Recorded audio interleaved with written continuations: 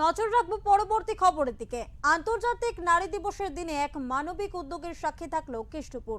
গৌরীশ ফাউন্ডেশনের উদ্যোগে চালু হলো বিনামূল্যের বৃদ্ধাশ্রম তোমার ঠিকানা।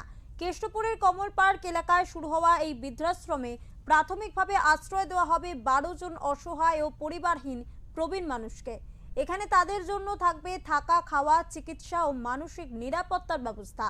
উদ্বোধনের সময় উপস্থিত ছিলেন বিধাননগর পৌর নিগমের মেয়র পরিষদ সদস্য দেবরাজ চক্রবর্তী, বিশিষ্ট ফ্যাশন ডিজাইনার শান্তনু গুহ ঠাকুরতা, বিধাননগর পৌর নিগমের 26 নম্বর ওয়ার্ডের পৌরপিতা সুশোভন মণ্ডল সহ বহু বিশিষ্ট ব্যক্তিরা।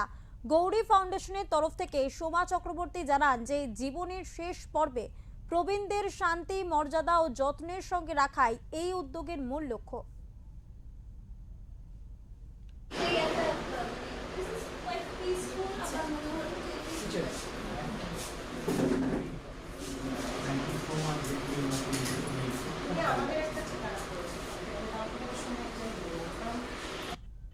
এটা খুবই একটা দরকারি ইনিশিয়েটিভ। আমি আগেও বলেছি যে we have the highest population of elderly senior citizens, এবং এখন সিনিয়র সিটিজেন ইজ 60, সো মানে I am going to be 50 at the end of next year, so it's a matter of 10 years.